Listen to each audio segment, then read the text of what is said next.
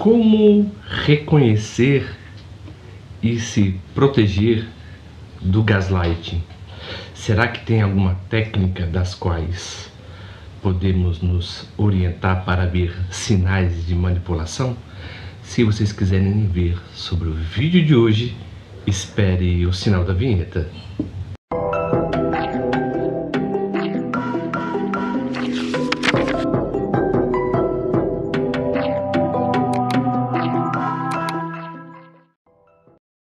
As técnicas que os narcisistas usam para manipular as pessoas, eles usam muito de um modo sutil e versátil, ou seja, a pessoa não percebe, na verdade, que está sendo controlada. Então, um dos primeiros sinais que ele usa é a manipulação, ou seja, ele controla a pessoa através de uma ação indireta e sutil, ou seja, ele sempre vai dando carinho e controlando, na verdade, ou seja, ele dá amor, depois ele cobra amor. Ele sempre oferece primeiro para depois cobrar. Então, por exemplo, ele oferece atenção, depois ele age com coerção, ele quer tudo que seja colocado na mesma balança. Então, com isso, ele engana a pessoa, na verdade, uma forma de gaslight, né?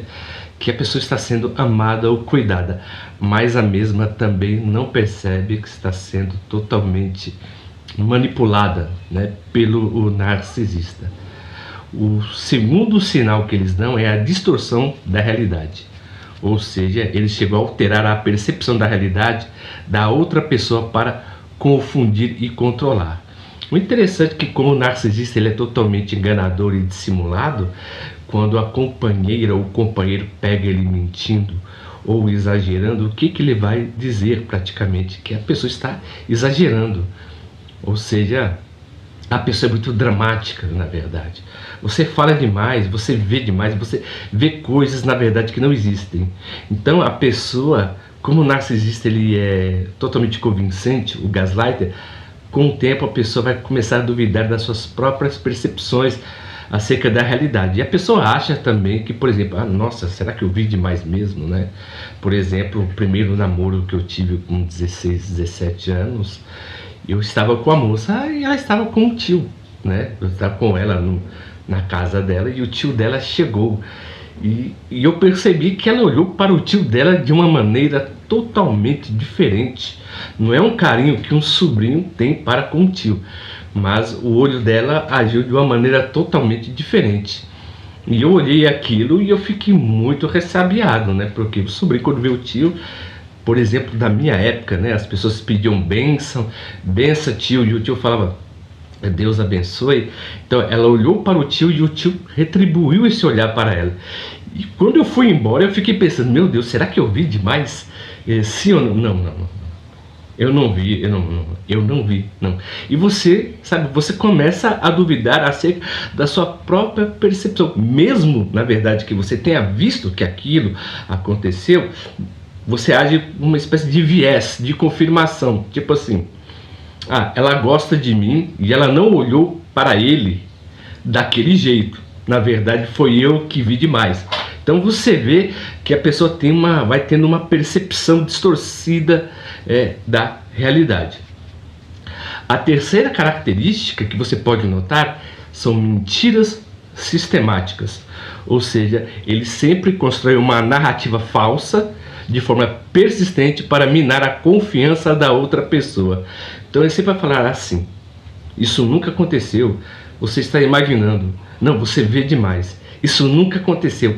Então o narcisista, o gaslighter, ele é um mitomaníaco, ou seja, ele mente costumeiramente, é da sua natureza mentir, é do seu caráter mentir, tá?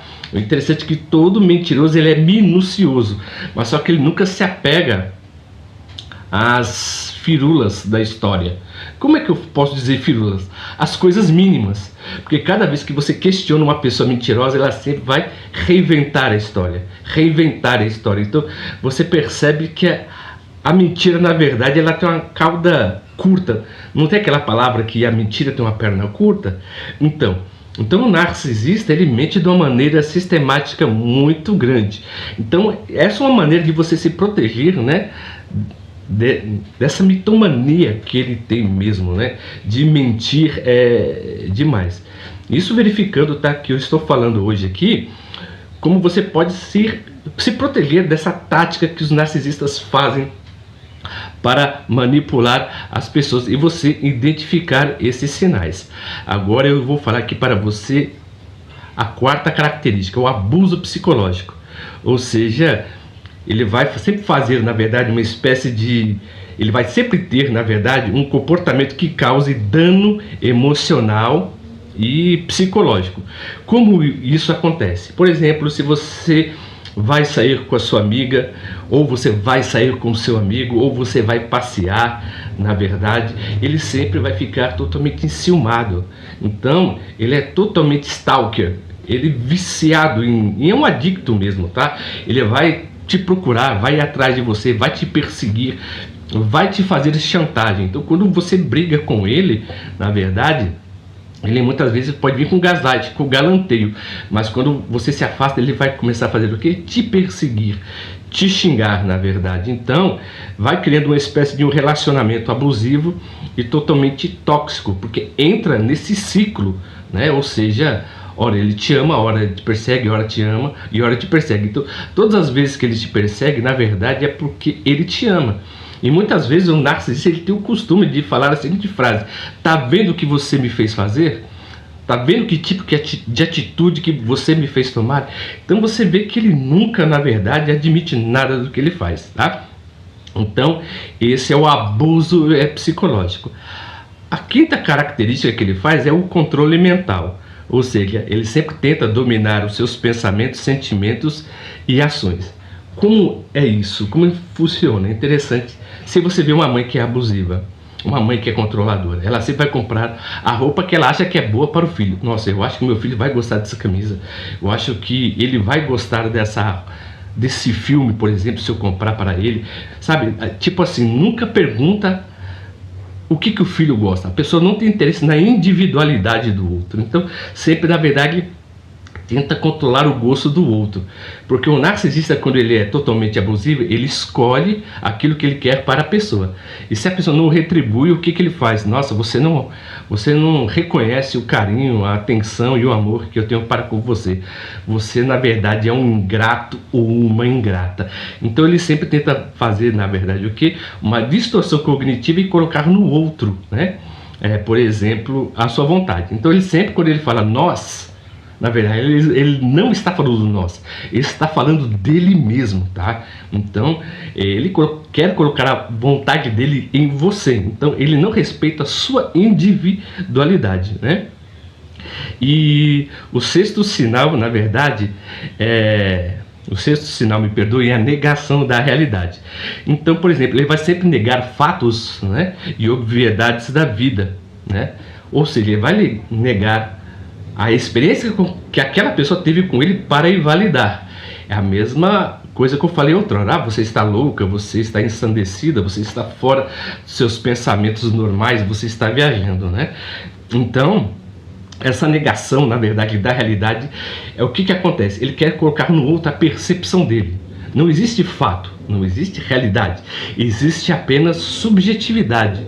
E hoje em dia, né, nós temos essa cultura do relativismo e subjetivismo, falando que a verdade é relativa. Então, para ele é uma maravilha, tá? Então, por isso que ele sempre vai invalidar a experiência da pessoa e fazendo que a pessoa, por exemplo, entra até mesmo, tá, em crise existencial acerca disso, porque a vontade dele é a vontade da pessoa.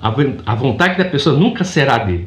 Porque se ela chama ele para fazer algo, ele sempre vai falar: não, eu não quero, não, sabe? Não tenho vontade. Mas quando ele quer, na verdade, ele faz aquilo que ele quer. Então ele sempre vai negar os fatos.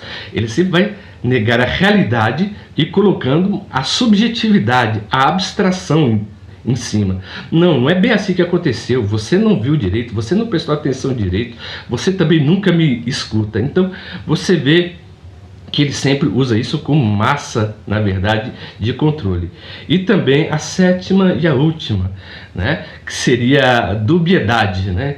Então, ele sempre vai colocar você, na verdade, em dúvida, né? Ou seja, sempre vai colocar você em dúvida em relação aos seus sonhos, aos seus desejos, aos seus pensamentos, ao seu costume mesmo, das coisas que você gosta de fazer, acerca do seu costume, dos seus valores, acerca das coisas que lhe dão um certo sentido. Então ele sempre vai te desvalorizar, fazendo você sempre ficar dividido entre dois pensamentos. Ora, o que vale? O que eu gosto ou o que ele gosta? O que eu gosto ou o que ela gosta? Então, o narcisista, ele sempre tem essa característica, tá? Então, por isso que ele sempre começa a colocar, na verdade, dúvidas, incertezas na pessoa. Então, com isso, a pessoa vai ficando o quê? Vai ter um transtorno de ansiedade, vai ter fobia, vai ter medo, vai ter angústia, tá? E vai ter pavor. Então as pessoas, quando terminam o relacionamento com um narcisista, fica totalmente desorientada. Então o tema de hoje foi referente, né, a você identificar esses 7 comportamentos que o narcisista tenta colocar em você, para que você também, né, possa se defender das suas armas, né? Porque essas são as armas que os narcisistas usam em todos os conselhos, tá bom? Se vocês gostaram do vídeo de hoje e se o nosso conteúdo tem alguma relevância para vocês, né, eu peço que gentilmente você se inscreva no nosso canal, né, aperte o botão das notificações. E se você conhece alguém que esteja passando pelo mesmo problema, envie esse vídeo para essa pessoa, para que ela possa ficar alerta desses ataques que os narcisistas fazem. Eles são totalmente empáticos, em tese, mas só quando entra, na verdade, no campo do seu interesse, porque quando eles estão sendo totalmente descartados, aí, na verdade, a sua atitude é totalmente outra. Então eu peço que vocês se inscrevam no nosso canal. Eu agradeço muito, viu, o carinho e a atenção de todos, e até o próximo vídeo.